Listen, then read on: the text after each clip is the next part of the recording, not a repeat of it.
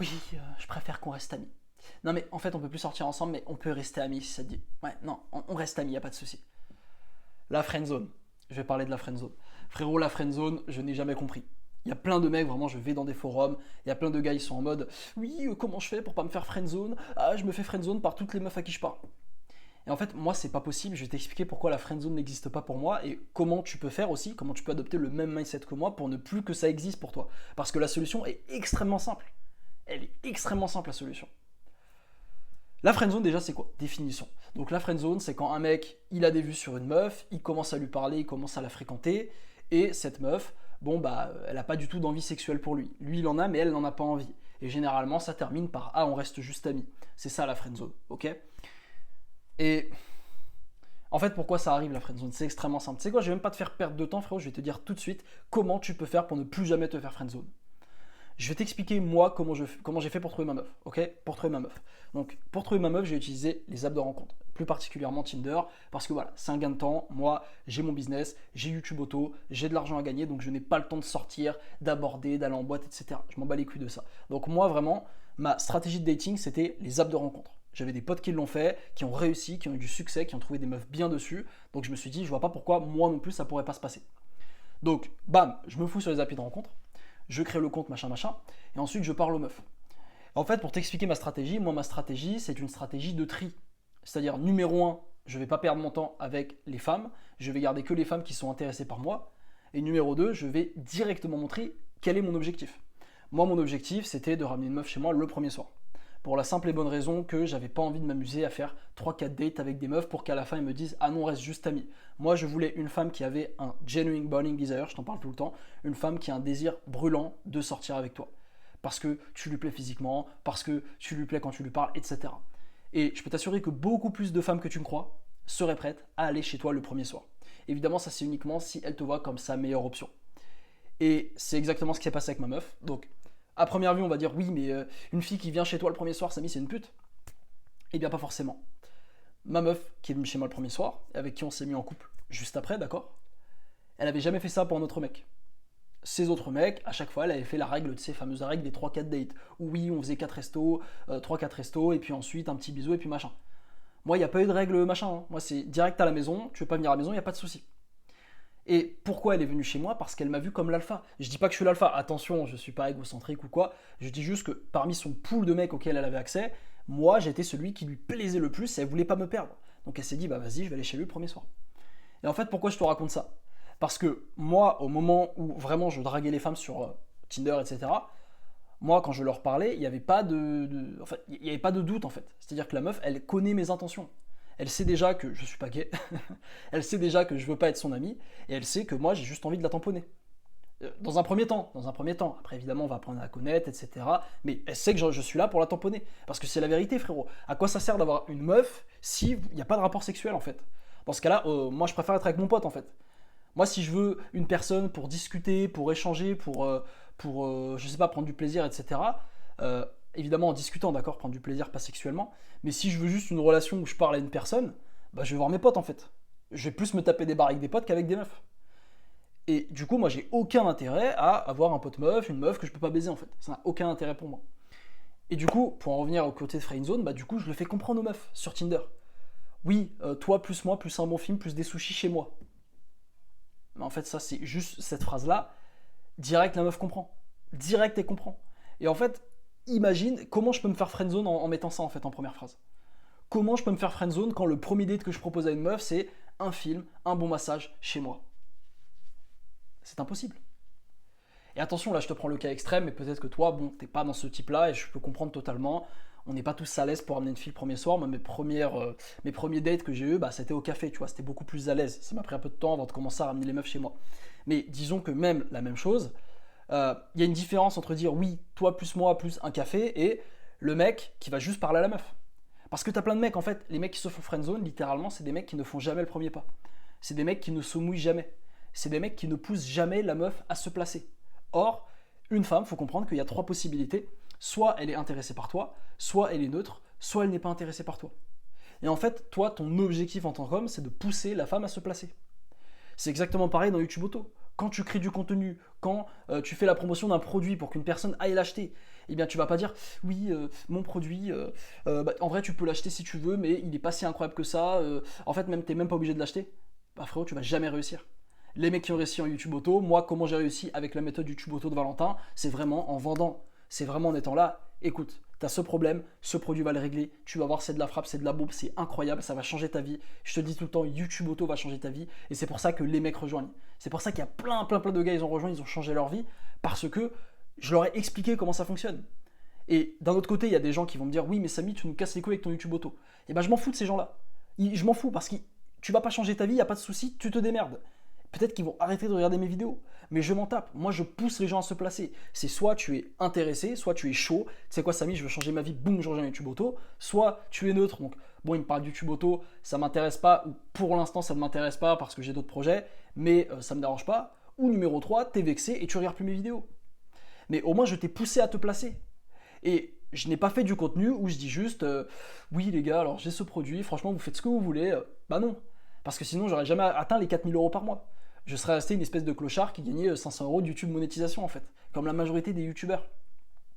Donc bref, si toi t'es intéressé par YouTube Auto, il n'y a pas de paiement. Là, tu cliques sur le lien en description, on t'offre 4 vidéos où on t'explique comment ça fonctionne. Valentin, il te donne la niche, il te montre comment lancer ton propre business YouTube Auto pour essayer d'atteindre les 3 à 4 000 euros par mois. D'accord? Donc frérot, le lien en description, c'est totalement gratuit. Et bien, maintenant, comment ne pas tomber dans la friendzone, c'est exactement pareil. Les mecs qui tombent dans la friendzone, et moi j'y étais à l'époque quand je parlais aux meufs, c'est le mec qui ne propose jamais de date. C'est le mec qui ne sexualise jamais sa conversation.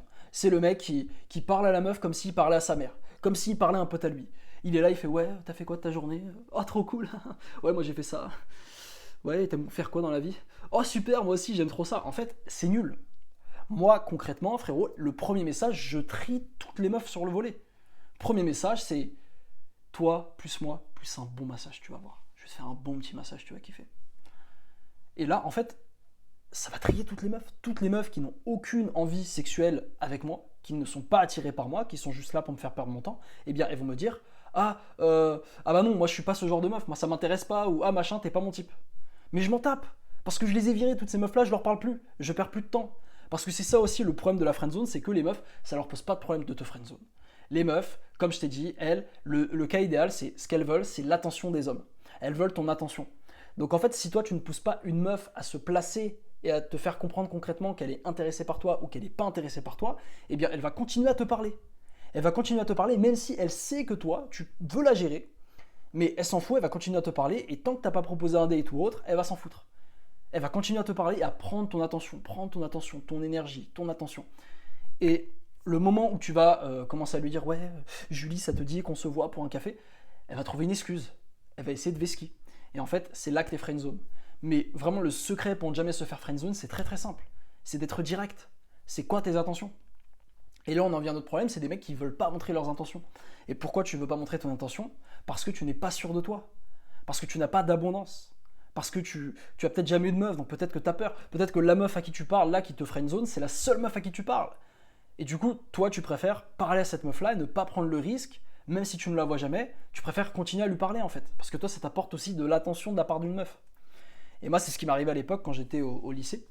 Je crois que j'avais rencontré une meuf, enfin, j'avais pris son snap sur une application, tu sais, les trucs de Talkie Walkie. Je crois que ça s'appelait Yubo, je sais plus. Et du coup, je lui parlais sur Snapchat. La meuf était d'une ville autre part. Et en fait, je lui envoyais des snaps et tout. Et moi, j'étais content. J'étais là, j'envoyais des snaps, je discutais, je sexualisais pas du tout. Hein. À l'époque, j'étais une merde. Donc, j'envoyais des messages. Ah, tu fais quoi aujourd'hui? Ah, trop drôle, moi, je suis en cours et tout. Et ça me faisait kiffer. Ça me faisait kiffer parce que je parlais à une meuf, parce qu'elle m'envoyait des photos d'elle et tout. Attention, pas des sextos, hein, juste des photos de son visage et tout. Mais moi, j'étais content. J'étais content. Et il y a plein de mecs qui sont dans ce cas-là. Et en fait, moi, j'osais pas lui dire bon, est-ce que ça te dit, tu sais quoi, vas-y, je vais venir dans ta ville, on va sortir ensemble, on va se faire un verre. J'avais pas envie de lui dire ça parce que j'avais peur qu'elle me dise non. J'avais peur qu'elle arrête de me parler. Et encore pire, une meuf en L2, donc à la fac que je rencontre, elle me plaît, je sens que je lui plais. Mais du coup, je discute avec elle et on se parle en vrai et tout, c'est trop bien. C'est limite la première fois qu'une meuf, elle me parle autant en vrai, tu sais. Et du coup, on discute sur WhatsApp. Et moi, pendant des semaines entières, je n'ose même pas lui proposer un date. Parce que j'avais juste peur qu'elle veuille plus me parler en classe. Et en fait, le jour où j'ai porté mes couilles et je lui ai proposé le date, eh ben, figure-toi qu'elle a dit non. j'étais dévasté. J'étais dégoûté et comme tu l'auras compris, ce qui s'est passé, c'est qu'elle a arrêté de me parler.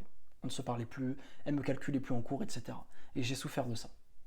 Mais au final, en fait, j'ai arrêté de mettre mon énergie dans cette meuf. J'ai pu mettre toute cette énergie dans mon dev perso, dans ma chaîne YouTube, dans ma musculation.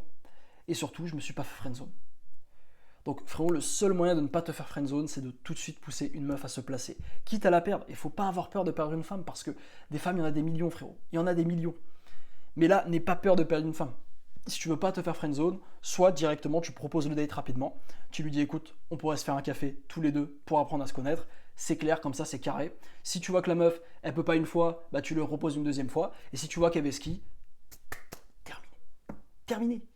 Ne donne pas ton attention à des femmes qui ne veulent pas te donner, au moins te faire avancer dans l'échelle du sexe. L'échelle du sexe, en gros, c'est entre le moment où tu rencontres une femme et le moment où vous couchez ensemble, qui est l'objectif de l'homme, d'accord, disons-le.